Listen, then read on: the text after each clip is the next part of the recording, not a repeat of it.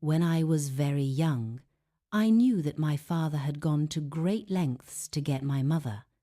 At that time, my mother nagged me almost every day, saying that my father asked to live in her house the first day he met her, using the excuse that it was too dark and the road was too long to go back, that my father risked being punished in order to pursue her, and ran away from the army in the middle of the night to take a train to see her. But in the end, he was still punished for her, and a star was removed from his epaulets. My father and mother's life was not happy, at least in my opinion. My mother was born into a scholarly family and liked to write, while my father became a soldier at the age of 17, and he often encountered unfamiliar words when reading newspapers. Since I was a child, I often saw them quarrelling, and my mother always quarrelled with my father over trivial matters. At the beginning, my father would smile and say something light-hearted to diffuse my mother's anger. But my mother was always persistent, and when she was anxious, she would throw things, saying how wronged she was and how she was blind to marry such a useless man. For more than 20 years, the most common thing I heard my mother say was to complain about my father's lack of ambition. My mother always said that my father had nothing, and that he had no ability except for being able to talk and make people laugh. I admit that my father did not have much ability. He was always an ordinary officer, a dwarf and bow-legged in my grandmother's eyes, but he was my father and the backbone of the family. I felt unfair for my father since I was a child. My mother could not cook. In her own words, I was not destined to be in the kitchen. When I was young, my father had not yet been transferred back to Chongqing. Every weekend, when my father came back from the army, his first task was to go to the vegetable market, and then he would cook for me and my mother for 2 whole days. As far as I can remember, my father belonged to the kitchen. In the past, we lived in a private dormitory of my mother's unit. The old-fashioned tube building had the kitchen in the corridor.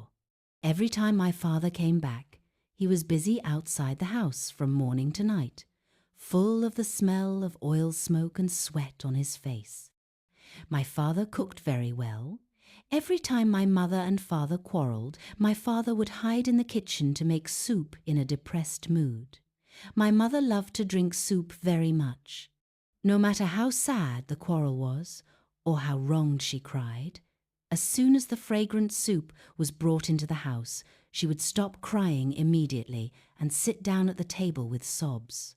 At the end of every weekend, our refrigerator would be full of food and the cups and kettles would be full of hot water. In the next 5 days, the only housework my mother had to do was to take the food out of the refrigerator and put it on the steamer to heat it up. Even so, my mother often complained that my father was not around and could not take good care of us. Although my father only came home on weekends, he was responsible for all other household affairs, no matter how big or small, except for cooking. Not only did my mother rarely do housework, she even rarely washed her own clothes, let alone take care of me. In my senior year of high school, my father was finally transferred back to Chongqing after a long period of effort in order to take better care of my mother and me. During the year I spent with my parents, I felt deeply the inequality between my mother and father. Every time there were guests at home, my mother liked to criticize my father in front of the guests and tell them everything she had done for the family, such as earning a lot of money for the family. What I couldn't stand the most was that my mother liked to say to my father, "Yesterday, someone from our unit invited me to dinner. He is much better than you. Otherwise, let's get a divorce." And every time my father heard this, he would only answer with one word, "Okay," and then continue to cook his meal as if nothing had happened. In the summer of my sophomore year, my father was hospitalized. My father had liver cancer, and it was already in the late stage when it was discovered. After hearing the news, I took a train from Shanghai back to Chongqing the next day. This time, my mother went to the hospital for the first time, and she no longer read or wrote, but stayed by my father's bedside. When I saw my mother, I really hated her a little. Although she was more knowledgeable than my father, and she told me many truths of life, standing by my father's bedside, I still felt that she was petty and hateful. For more than 20 years, if she could share some of the family burden with my father, maybe my father would not have such a disease. 3 months before his death, my father asked to go home to live. My mother ignored my objection and helped my father back home. Incredibly, the first thing my father did after returning home was to put on an apron and go to the kitchen. No matter how I shouted and stopped him, my father still insisted on cooking, and my mother never spoke. She leaned against the kitchen door and watched my father cook for her. I was so anxious that I almost cried and shouted at my mother, "Dad has cooked for you all his life. Can't you forgive him this time for the sake of your son and cook a meal yourself?" But my mother ignored me and my father ignored me. The old couple was just like the past decades, one idle and the other cooking, which broke my heart. 5 days later, my mother and I took my father, whose belly was bulging, back to the ward. All the meals during my father's hospitalization were made by my elderly grandmother, and all the clothes were washed by me. My mother sat by my father's bed all day, doing only one thing, that is, reading her own book to my father. I once heard my mother say to my father, "Dad, you never read the books I wrote before. Now that you are sick, just lie down and listen to me reading to you. This book contains both you and me." When he was dying, my father called me to his bedside. There were no tears. He only left me one sentence. "After graduation, go back to Chongqing to live with your mother and cook for her." And he left only one sentence for my mother. "Mum, I'm gone, and I can never cook for you again." For this sentence, my mother cried for a whole week. She cried without eating or drinking, and no one could persuade her to stop.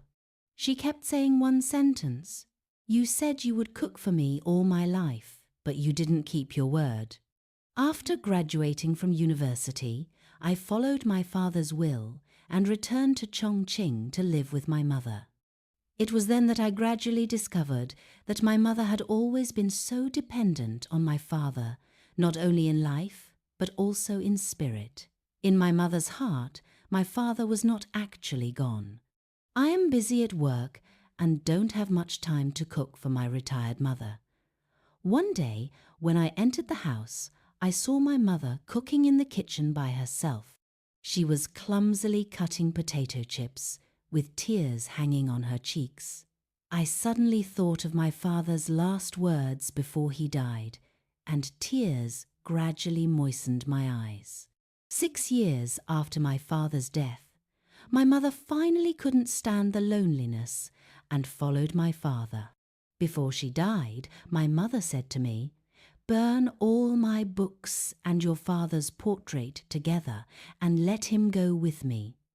On the night my mother passed away, I finished reading the last book she published in tears. Like my father, I almost never read the books my mother wrote. It was not until then that I finally understood that my mother loved my father so deeply, but her way of loving him was different. In fact, my mother's life grew out of my father, and in an unequal love, there is also the same moving true love.